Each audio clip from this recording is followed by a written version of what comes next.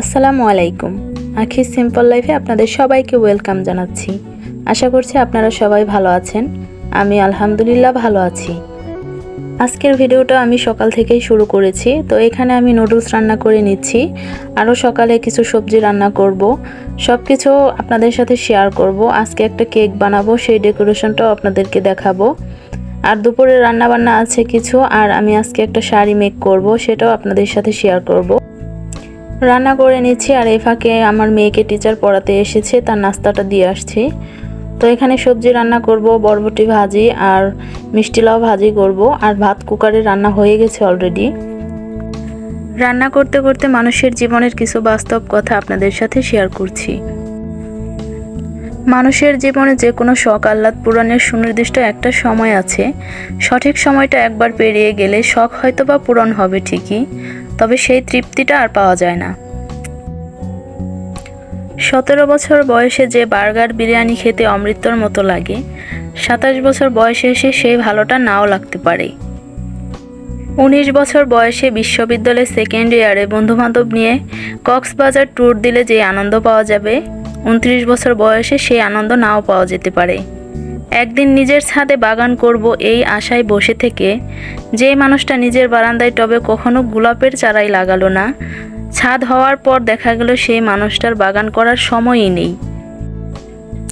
একদিন চাকরি করে বাবা মাকে দামি দামি শাড়ি পাঞ্জাবি কিনে দেওয়ার স্বপ্ন দেখার মানুষটা চাকরি করে টাকা কামাবে ঠিকই, কিন্তু ততদিনে মা বাবা হয়ে যেতে পারে সৃষ্টিকর্তার মেহমান।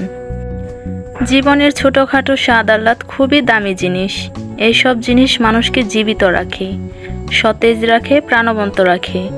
মানুষের হৃদয় একটু একটু করে মরে যায়, কাঠখোট্টা হয়ে যায় শখ পূরণের অভাবের হাহাকারে। এজন্য সময় থাকতেই এইসব শখ পূরণ করে ফেলতে হয়। অনেক টাকা হলে একদিন খাবো, এই চিন্তা না করে অল্প কিছু টাকা জমিয়ে এক্ষুনি খেয়ে আসুন চিলক্সের বার্গারটা কিংবা নাজিরা বাজারের কাচ্চিটা। ট্রাস্ট মি, জীবনের সেরা তৃপ্তিটা পাবেন। পকেটে কিছু টাকা হলেই হাজব্যান্ডকে বলে বসুন, চলো কক্সবাজার যাব, আজই যাব, এক্ষুনি যাব, ব্যাগ গোছাও, ট্রেন ধরতে হবে। নিজের ছাদ বাগান হবে এই আশায় বসে না থেকে ভাড়া বাসায় বারান্দার টবেই লাগিয়ে ফেলুন গোলাপের চারাটা। টিউশনির টাকায় কম দামে কিনে ফেলুন বাবা মায়ের জন্য শাড়ি পাঞ্জাবিটা, হোক না সুতি। শখ পূরণটাই বড় কথা। মনে রাখবেন, একদিন সব হবে আশায় যে নিজেকে বঞ্চিত করে, তার জীবনে কিছুই হয় না। তার জীবন কাটে বিষণ্ণতা আর অতৃপ্তিতে, শেষ হয় আফসোস আর হাহাকারে। জানি না আমার কথাগুলো আপনাদের কাছে কেমন লাগলো, কতটা যুক্তিসম্পন্ন হলো, কার কাছে কেমন লেগেছে, কারা কারা আমার সাথে একমত কমেন্ট বক্সে কমেন্ট করে জানাবেন। আমার কথার মধ্যে কোনো ভুল ত্রুটি ধরা পড়লে অবশ্যই ক্ষমা সুন্দর দৃষ্টিতে দেখবেন, আর আমার ভুলটা আপনারা ধরিয়ে দিবেন।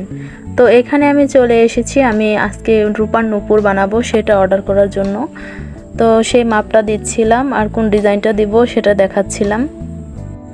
ভিডিওর এই পর্যায়ে আপনাদের কাছে একটি ছোট্ট রিকোয়েস্ট করে নিচ্ছি, যারা এখনও আমার চ্যানেলটি সাবস্ক্রাইব করেননি তারা প্লিজ সাবস্ক্রাইব করে নেবেন, আর পাশে থাকা বেল আইকনটি ক্লিক করে দিবেন।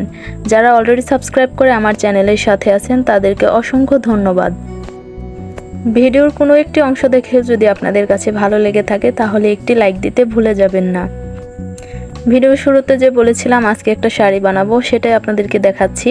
তো এখানে আমি একটা মেরুন কালারের 7 গজ কাপড় কিনে নিয়েছি। কাপড়টা যে কিসের সেটা বলতে পারলাম না, জর্জেট নাকি কিসের। তো এখানে আমি 7 গজ কাপড় কিনেছি আর 10 গজের মতো লেস কিনেছি। তো সেটাই আমি লাগিয়ে নিচ্ছিলাম একজনকে দিয়ে। একবার আমি লাগিয়ে নিতে চেয়েছিলাম, ভাবলাম যদি ফিনিশিংটা ভালো না হয়, তাই দর্জিকে দিয়েই লাগিয়ে নিচ্ছি। পরবর্তী কোনো ভিডিওতে আপনাদেরকে ডিটেলসে শাড়িটা দেখাবো আর সব কিছু শেয়ার করব, কত টাকা পড়লো, শাড়ির সাথে কোন ব্লাউজটা বানালাম সেটাও আপনাদেরকে দেখিয়ে দিব। তো সব কাজকর্ম সেরে এখানে আবার চলে এসেছি দুপুরে রান্না করার জন্য। তো এখানে আমি পায়েস রান্না করে নিচ্ছিলাম। পায়েস রান্না শেষ হলে একটু মুরগির মাংস রান্না করে নেব, আর পোলাও রান্না করব। ভিডিও শেষ পর্যন্ত আমার সাথেই থাকুন।